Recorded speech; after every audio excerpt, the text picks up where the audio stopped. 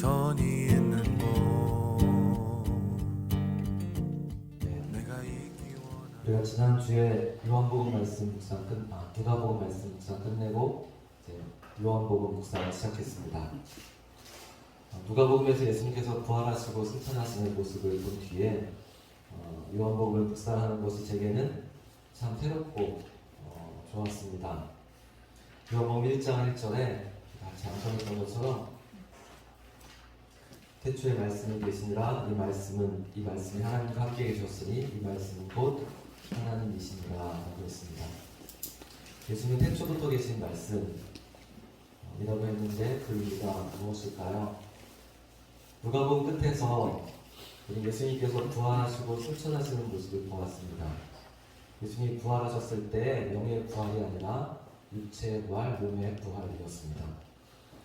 예수님은 제자들에게 음식을 가져오라 하시고 제자들 앞에서 떡과 생선을 드셨습니다. 예수님의 부활이 몸의 부활이신 것을 강조하면서 보여주신 것입니다. 예수님이 승천하실 때에도 손을 들어 제자들을 축복하는 모습으로 하늘에 올라가셨습니다. 이렇게 하나님의 보좌 우편에 앉아 계신 주님, 우리가 찬양했던 것처럼 그 예수님은 영이 아니라 몸이었습니다. 그런데 요한복음에서는 그분이 바로 태초부터 계신 말씀이라고 했습니다.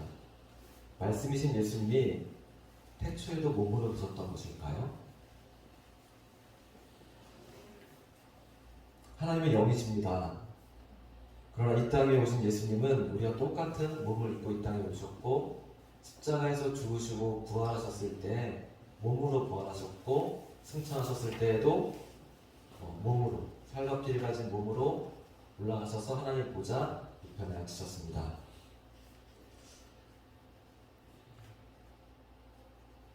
그분이 태초에는 영으로 계신 하나님이셨다가 성육신하신 이후에 몸으로 있고 지금까지 몸으로 계신 걸까? 우리가 하나님의 신비를 다 이해할 수는 없습니다. 그러나 우리가 종종 성경을 이렇게 쉽게 읽고 지나가는 것은 아닐까? 간과하는 것은 아닐까? 누가복음과 요한복음을 묵상하면서 그런 생각이 들었습니다. 굉장히 놀라운 말씀인데 무덤덤하게 어쩌면 당연하게 읽고 지나가는 것 같다는 생각이 들었습니다. 그것은 우리의 일상도 그렇지 않을까 하는 생각이 듭니다. 매일매일 믿음으로 살아간다는 것이 정말 특별한 일인데 일상적인 삶을 당연하게 여기며 살아가고 있는 것은 아닐까, 그 특별함을 소홀히 여기고 간과하고 있는 것은 아닐까 그런 생각이 들었습니다. 예수님이 우리를 제자로 부르셨습니다. 너무나 특별한 신비로움입니다. 그분이 육체를 입으신 것처럼, 그리고 십자가에서 죽으시고 부활하신 것처럼, 왜냐하면 예수님처럼 살라고 하셨기 때문에 그렇습니다. 예수님의 증인이 들어가셨기 때문에 우리의 그 부르신 믿음으로 사는 것은 놀라운 일입니다. 저는 앞으로 몇 주간 이 부르심에 대해서 함께 생각하려고 합니다. 전도에 대해서 포커스를 맞추고 싶다는 생각이 듭니다. 그동안 제가 선교와 전도에 대해서 충분히 설교하지 못한 것 같습니다. 어쩌면 묵상 본문을 따라서 강의 설교를 해왔기 때문에 그런지도 모르겠습니다. 주님이 제게 주시는 마음은 지금 영혼을 구원하는 일에 더 힘써야 된다라는 마음을 주십니다. 우리가 주변을 돌아보면 우리 사회 여러 가지 갈등과 어려움과 문제가 참 많습니다. 예를 들면 기후 환경의 문제는 너무 커다란 문제이긴 합니다. 남녀 젠더의 갈등도 어떻게 풀어야 될까 싶을 정도로 갈등이 심화되고 있습니다.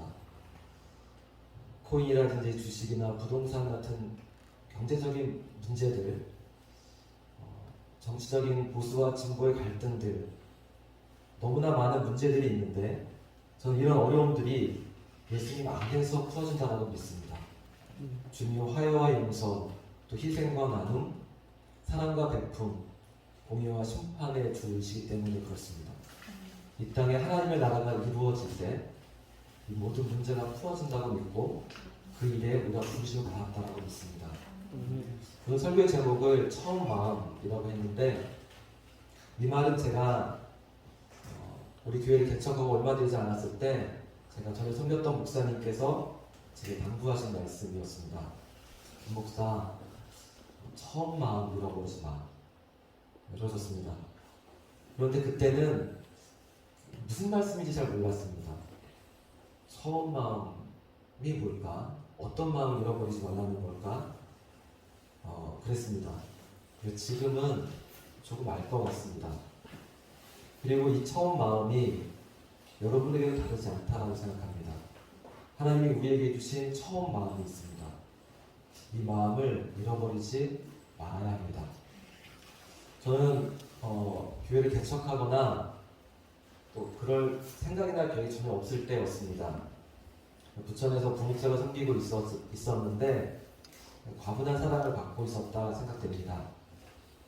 그 즈음에 신학대학원에서 같이 공부했던 친하게 지낸 동기 목사님을 한 분 만났습니다. 대학원 다니면서 웨슬리처럼 홀리클럽이라고 하는 동아리를 만들어서 같이 교제하고 기도하고 했던 목사님 중에 한 분입니다. 이분은 대학원을 졸업하고 곧바로 용인에 와서 교회를 개척하고 10년 넘게 교회 사역을 하고 있었습니다. 오랜만에 만나 식사를 하는데 목사님께서 사역하던 교회를 정리하고 춘천에 있는 본인이 잘하는 교회에 가서 사역하고 싶다고 임지를 옮기겠다라고 하셨습니다. 그래서 저한테 이곳에 와서 교회를 맡을 생각이 없냐라고 물었습니다. 중요한 것은 성도가 한 명도 없다는 겁니다. 사람은 없지만 사용하던 성포는 다 그대로 줄 테니까 한번 해보는 게 어떻겠냐라고 물었습니다. 제 아닌가요? 당시에 송내중앙교회에서 행복하게 생각하고 있었습니다. 담임 목사님이 많이 아껴주신 것 같습니다. 부목사님 4분 계셨는데 제가 나이 가장 젊었습니다. 그런데 한 해가 지나고서는 김 목사가 선임해 그러시면서 그의 사례비를 아무도 안 올려주시면서 저만 이렇게 올려주시고 교회 옆에 주차장이 있는데 약간 작으니까 주차장을 넓히려고 주택을 하나 구입했는데 그 주택을 김 목사 이름으로 등기하면 어떨까? 라고 하셨습니다. 담임 목사님 은퇴할 때까지 제가 있기를 원하셨습니다. 말씀은 안 하셨지만 은퇴하신 다음에 그 교회를 저에게 맡기실 생각도 있으셨던 것 같습니다. 반면에 용인에는 아무런 연고가 없었습니다. 개척은 꿈도 꾸지 않았는데 그냥 그 목사님과 밥 한번 먹었다가 근데 그 자리에서 거절하기는 뭐해서 예, 목사님 기도해 볼게요. 그렇게 대답했습니다. 말을 했으니까 저 아내와 함께 기도해보자 라고 하면서 기도했는데 3달 가까이 참 많이 기도했던 것 같습니다. 정말 오고 싶은 마음 없었는데 그때도 아니었다고 생각했는데 하나씩 하나님께서 마음을 주시고 사인을 주시고 하나님의 뜻이 분명해졌습니다. 조심스럽게 담임 목사에게 말씀드리고 교회 허락을 받았습니다. 그때 가까이 지냈던 집사님 한 분이 제게 이렇게 물었습니다. 목사님, 왜 교회 개척하시려고 합니까? 밖에 나가면 작은 교회가 건물마다 얼마나 많습니까? 그냥 이게 보기만 해도 다 어려워 보이는데 목사님도 왜 그런 개척을 하시려고 합니까? 대답하기 참 어려웠습니다. 그분의 이야기가 엄연한 현실입니다. 물론 제가 열방을 향해 마음을 이야기하거나 제자로서의 삶이 망할 수 있었지만 짧게 대답했습니다. 기도하는데 하나님께서 하라고 하세요. 그분이 더 듣지 않았습니다. 저는 교회를 개척하면 전도가 어렵기는 하지만 제가 밖에 나가서 열심히 부딪히면 매일 한 사람은 전도 못해도 그래 한 달에 한 사람 정도는 얻지 않을까 그렇게 생각했습니다. 그 각오로 와서 나름대로 열심히 전도했습니다. 거기에 나가서 전도지도 돌리고 등산하면서 음료수 막 주면서 이야기도 걸고 주변 살아가는 사람들과 친하게 지내려고 노력하고 아파트 놀이터에 나가서 계속 아이들은 그냥 이렇게 보면서 목적을 어떻게 전도할까 이 모양 저 모양으로 했었는데 전도가 되지 않았습니다. 2달쯤 지날 때였습니다. 7살이었던 아들이 이렇게 말했습니다. 아빠 아직도 한 사람도 전도 못했어? 아들에 대한 질문을 왜 이렇게 웃으면서 쓰러졌던 지금 생각해도 참 웃음이 납니다. 아빠 아직도 한 사람도 전도 못했어? 근데 정확히 말하면 한 사람은 있었습니다. 개척 예배를 드리고 딱 한 명이 예배에 나왔습니다. 그 동네 그 보험하고 또 이렇게 일하는 분인데 그 딸이랑 같이 나왔다가 그거는 이름처럼 혜성처럼 가버리고 이름이 혜성이었는데 그 딸아이는 1년 넘게 매 주일마다 한 번도 안 빠지고 꼬박꼬박 우리 교회 예배를 드렸습니다. 그러니까 그 아이 하나가 비행중앙교회가 존재하는 이유였습니다. 한 번은 저기 동백 이마트에 갔던 기억이 납니다. 굉장히 낯설었습니다. 사람들이 쇼핑카트에 이렇게 물건을 잔뜩 담아 사는데 그 모습을 보면서 아내와 저는 아무것도 살 수 있는 게 없었습니다. 왜냐하면 거지였습니다. 정말 무일푼이었기 때문에 사람들이 이렇게 바라보면서 되게 낯설다. 저 사람들은 어떻게 저렇게 많이 살까? 그런 생각이 들었습니다. 그때 우리에게 아무것도 없었는데 한 가지가 있었습니다. 저 사람들을 어떻게 구원할까? 저 사람들에게 어떻게 복음을 전할까? 그 마음이 있었습니다. 우리가 무엇을 하든지 늘 그 마음이 있었습니다. 아내가 아르바이트를 시작할 때에도 영혼을 구원하는 것이 첫 번째 목적이었습니다. 아이들이 학교에 가고 또 그 학교에 찾아가서 학부모나 그 아이들 친구들을 만날 때에도 역시 늘 관심은 전도였습니다. 처음 이곳에 왔을 때는 마치 선교지 같았습니다. 가까이 지내던 사람들과 다 헤어져서 아무도 아는 사람이 없는 곳에 얼마나 낯설고 또 외로웠는지 모릅니다. 그런데 1년 정도 지나니까 아는 사람도 생겨나고 또 이 지역이 익숙해지기 시작했습니다. 그리고 교회에 오는 사람도 생겨났습니다. 한 명이 한 가정이 되고 다시 두세 가정이 되었습니다. 그리고 교회를 함께 섬기는 집사님도 생기면서 점차 교회에 다워졌습니다. 그런데 어느 순간 처음 마음을 잃어버렸습니다. 영혼에 대한 관심 언제 얻으려는지 모르겠습니다. 빛이신 예수님이 이 땅에 오셨습니다. 그러나 세상이 그를 알지 못했다라고 말씀합니다. 자기 땅에 왔지만 자기 백성이 영접하지 않았습니다. 그런데도 예수님의 마음은 변하지 않았습니다. 태초에 가졌던 그 처음 마음이 조금도 달라지지 않았습니다. 사랑스럽지 않은 사람들, 사랑하기 힘든 사람들인데 그 사람들을 끝까지 사랑하시는 그 사랑의 마음이 한 번도 변하지 않았습니다. 태초에도 이 땅에 오셨을 때에도 그리고 지금 하나님의 보좌 우편에서도 똑같은 마음입니다. 갈라디아서 6장 9절은 말씀합니다. 우리가 선을 행하되 낙심하지 말지니 포기하지 않냐면 때가 이르매 거두리라. 예수님 변함없으신 것처럼 우리도 처음 마음을 변함없이 지켜가야 합니다. 포기하지 않으면 거두게 하십니다. 전도가 무엇일까요? 많은 그리스도인들이 전도라고 하는 것은 전도지를 나눠주거나 성경의 말씀을 이야기하는 것이라고 생각합니다. 그러나 전도는 그것보다 훨씬 더 큰 일입니다. 전도는 우리의 모든 삶을 포함합니다. 사람들 앞에서 우리가 어떻게 살기로 했는지 우리의 결심을 보여주는 것입니다.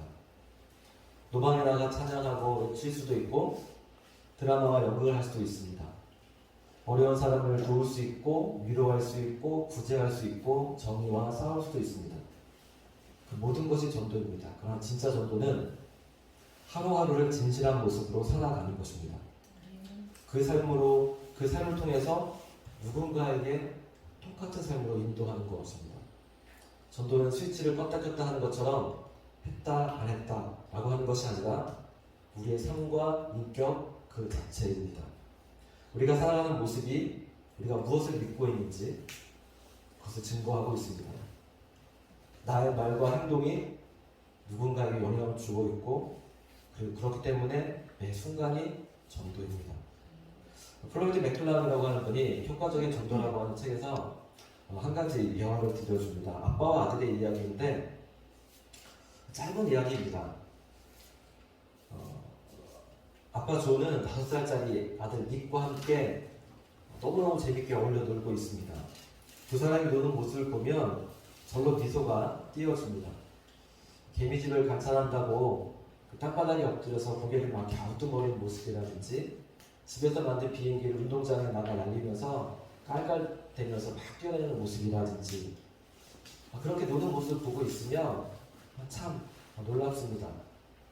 조는 빡빡한 일정 속에서도 아들과 함께 시간을 갖기 위해서 자신의 일정을 조율합니다. 그에게 물었습니다. 어떻게 그렇게 할 수 있냐고 물었습니다. 그랬더니 이렇게 대답합니다. 아들이 자라서 나와 똑같은 소망을 품었으면 좋겠습니다. 그 소망은 하나님 기쁘시게 하는 것입니다. 내가 하나님을 사랑하고 섬기는 것처럼 이 아이가 자라서 하나님을 사랑하고 사람들을 사랑하는 사람이 되었으면 좋겠습니다. 저는 짧은 이야기를 들으면서 이게 모든 부모의 마음이 아닐까. 아마 수영 집사님도 하얀 보면서 그럴 거고 권사님도 저도 또 여기 있는 모든 부모들의 마음이 그렇지 않을까라는 생각이 들었습니다. 저도 아내도 젊었을 때 이런저런 실수와 방황들을 했습니다. 그런데 우리 아이들만큼은 후회가 없었으면 좋겠습니다. 정말 티 없이 흠 없이 거룩한 하나님의 사람으로 자라났으면 좋겠습니다. 이것이 바로 전도입니다. 내가 하나님을 사랑하고 섬기는 것처럼 내 삶을 보면서 나의 자녀들이, 내 이웃들이, 내 직장의 동료들이 그렇게 살아가기를 원하는 것, 그것이 전도입니다. 30호 가수라고 불리는 이승윤 씨는 무명 가수에서 이제는 대세가 되었습니다. 많은 사람들이 그의 노래에서 위로와 힘과 또 감동을 받습니다. 저도 이승윤 씨의 노래 즐겨 듣습니다. 참 대단하다라는 생각이 드는데 그의 모습이 그의 아버지 이재철 목사님의 신앙 교육에 있었구나 라는 것을 알았습니다. 실제로 내가 아는 것과 그것을 살아가는 건 다른데 이 아버지 목사님이 옳다고 생각하는 것을 생각하는 것이 아니라 그것을 살아갔구나. 자녀와 함께 살아가면서 믿음을 가르쳤고 그 모습이 한 사람을 그렇게 귀하게 만들었구나 라는 생각이 듭니다. 우리는 정치인들을 보면서 위선과 가식과 내로남불의 실망을 넘어 절망하지 않습니까? 그러나 우리는 처음 마음을 잃어버리지 않았으면 좋겠습니다. 영혼에 대한 관심. 주님이 우리를 제자로 부르셨고 그리고 그 삶을 통해서 주님께로 인도하라고 말씀하셨습니다. 예수님이 변화없으신 것처럼 우리도 영원한 그 변화없는 사랑 안에 거하면서 그 주님을 증거하는 삶을 살아갈 수 있기를 원합니다. 같이 기도하시겠습니다. 주님의 마음이 있는 곳 주님의 시선이 있는 곳 내가 있기 원하는